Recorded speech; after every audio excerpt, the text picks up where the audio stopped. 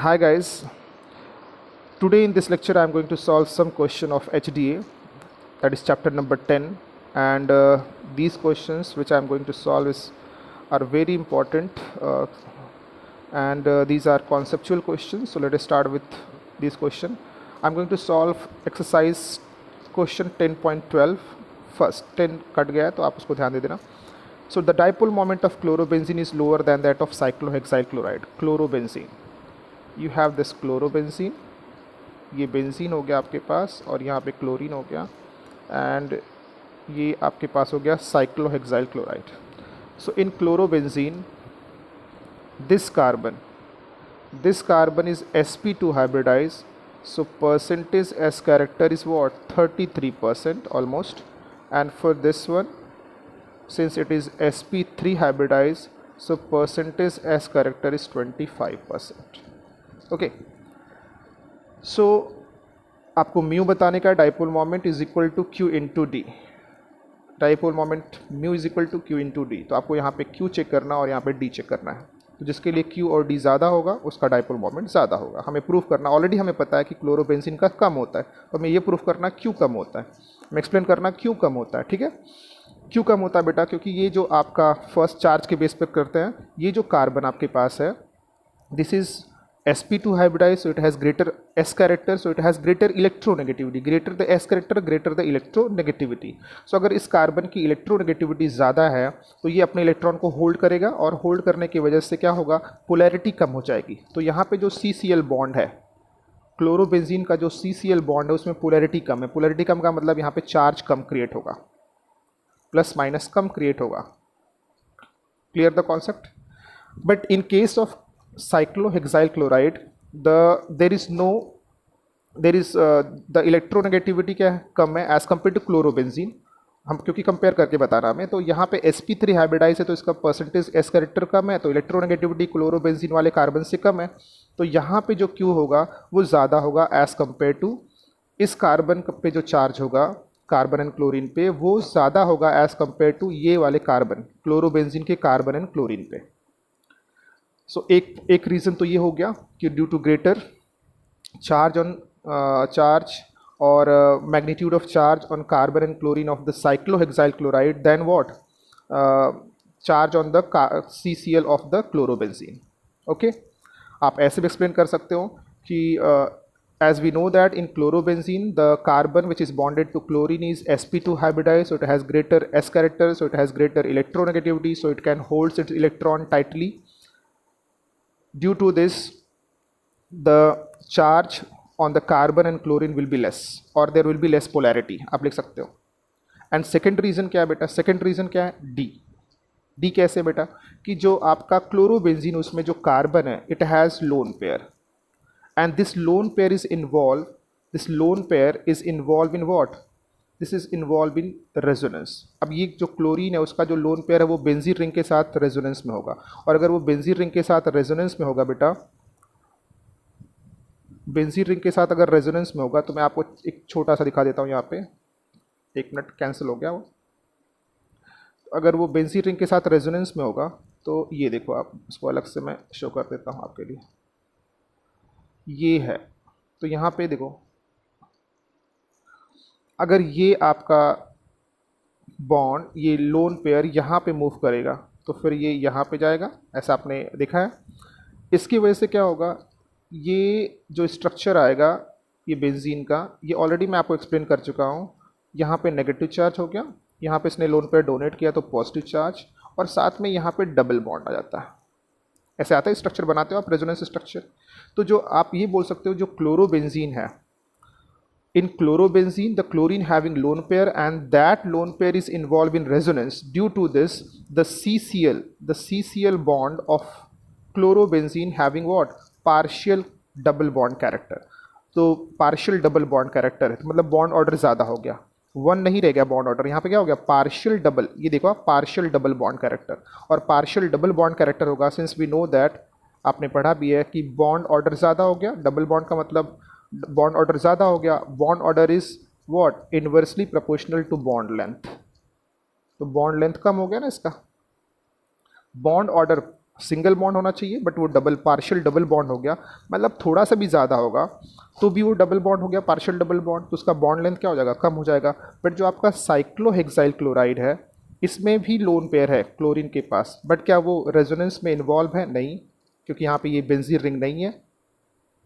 ठीक है, तो यहाँ पे पार्शियल डबल बॉन्ड कैरेक्टर हो सकता है, यहाँ पे जो CCl बॉन्ड है उसमें partial double bond character possible है, यहाँ पे partial double bond character possible नहीं है। तो यहाँ पे ये सिंगल बॉन्ड है, सिंगल बॉन्ड है तो इसका बॉन्ड लेंथ क्या होगा, ज़्यादा होगा as compared to partial double bond. तो अगर पार्शियल बॉन्ड लेंथ ज़्यादा होगा तो अभी आपने क्या बोला था कि mu is equal to this, मैं इधर लिखता हूँ, mu is equal to what, Q into D.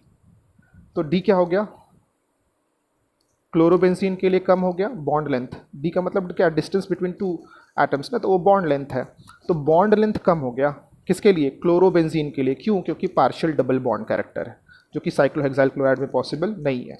So due to partial double bond character, double bond character, the CCl bond length in chlorobenzene is less as compared to CCl bond length of cyclohexyl chloride, and due to these two reasons the dipole moment of chlorobenzene is lower than that of cyclohexyl chloride. Why? Because as we know that dipole moment depends on Q and D.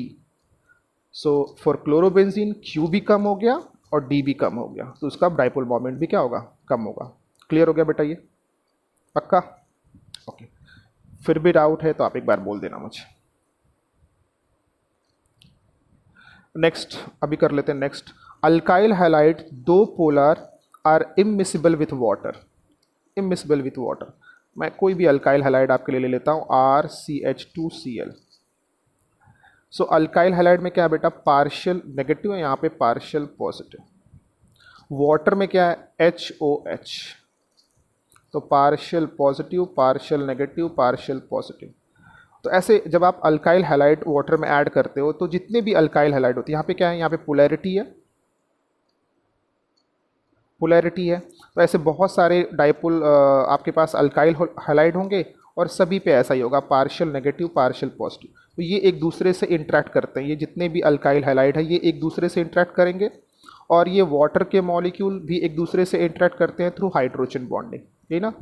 So alkyl halide में polarity है तो इनकी में dipole dipole interaction है, यहाँ पे water में hydrogen bonding है। ठीक है, तो ये जितने भी अल्काइल हैलाइड के मॉलिक्यूल्स हैं they interact with each other through dipole dipole interaction.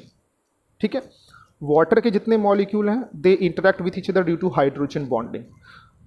तो इसमें है क्या बेटा कि जब आप इस अल्काइल हैलाइड को वाटर में ऐड करते हो तो इन अल्काइल हैलाइड के बीच का जो बॉन्ड है वो स्ट्रॉन्ग है, और वाटर के जो मॉलिक्यूल उनके बीच का जो हाइड्रोजन बॉन्ड है वो भी स्ट्रॉन्ग है। तो जो आपका अल्काइल हैलाइड है और जो आपका वाटर है, नेगेटिव पॉजिटिव नेगेटिव पॉजिटिव, इनके बीच का जो इंटरेक्शन है वो वीक है। बात समझ में आई? कोई भी कंपाउंड वाटर में कभी डिसॉल्व या मिसिबल होता है, कभी मिसिबल होगा जब आपका वाटर का और आपके जो मॉलिक्यूल आपने उसमें डिसॉल्व किया उन दोनों के बीच का बॉन्ड क्या होगा, स्ट्रॉन्ग होगा, तो वो मिसिबल होगा, ज़्यादा डिसॉल्व होगा।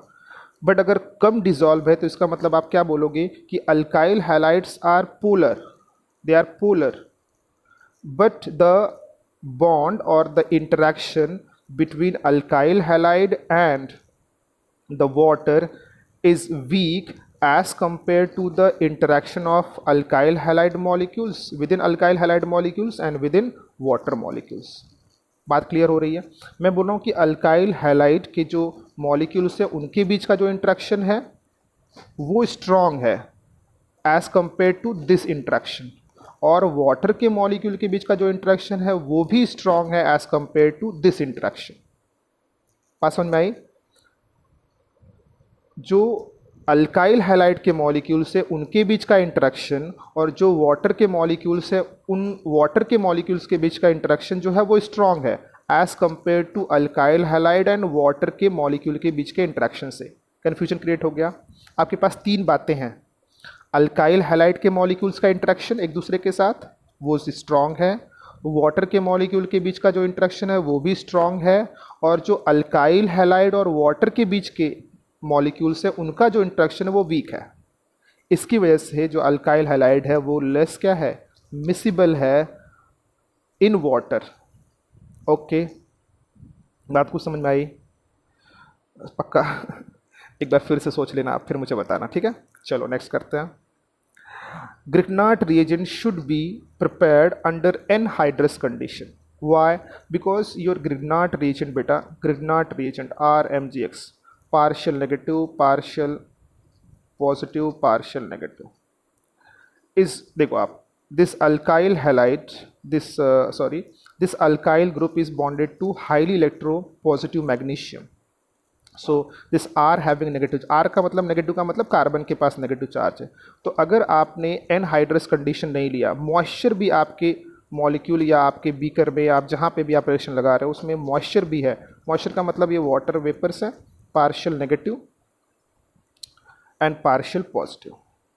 तो ये इतना रिएक्टिव है कि ये फटाक से क्या करता है, एच के साथ रिएक्शन कर लेता है और आपको क्या देगा, आर एच, अल्केन प्रोड्यूस करके देगा। और बाय प्रोडक्ट तो आपको पता ही हमेशा क्या मिलता है, MgXOH। ठीक है? तो अगर आप ग्रिग्नार्ड रीजेंट प्रिपेयर कर रहे हो, ग्रिग्नार्ड रीजेंट के लिए क्या यूज करते हो आप, RX plus Mg in dry ether, तो आपको क्या मिलता है, RMgX।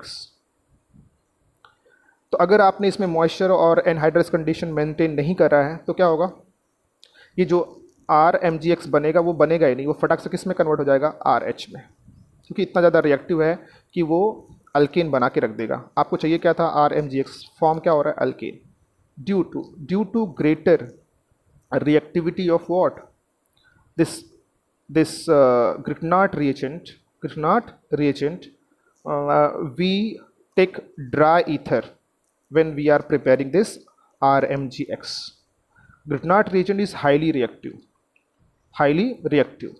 In presence of water or moisture, it forms alkane.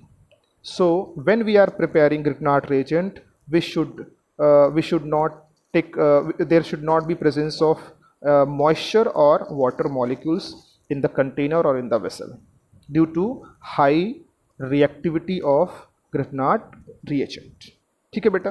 तो ग्रिग्नार्ड रिएजेंट को आप वाटर एनहाइड्रस कंडीशन क्यों प्रोवाइड करते हो, क्योंकि अगर वो वहाँ पे वाटर और मॉइस्चर प्रेजेंट होगा तो ये हाईली रिएक्टिव है और उसके साथ रिएक्शन करके क्या बना देता है, वाटर बना देता है, अल्कीन बना देता है, वाटर के साथ रिएक्शन करके क्या बना देता है, अल्कीन बना देता है। क्लियर हो गया बेटा? पक्का? रीजन क्या लिखोगे, it is highly reactive, it reacts with water and forms alkanes. Clear? पक्का? ओके बेटा, थैंक यू। फिर आप इस पर मुझे बताना कि आपको कैसा लगा और आपको समझ में आया कि नहीं समझ में आया, और नहीं समझ में आया क्योंकि ये तीनों कॉन्सेप्चुअल बेटा, you have to think about these 3 questions. एक बार क्लियर हो गया तो आप फिर भी अगर आपको डाउट आते हैं कि सर ये वाली बात मुझे समझ में नहीं आई तो प्लीज़ कमेंट।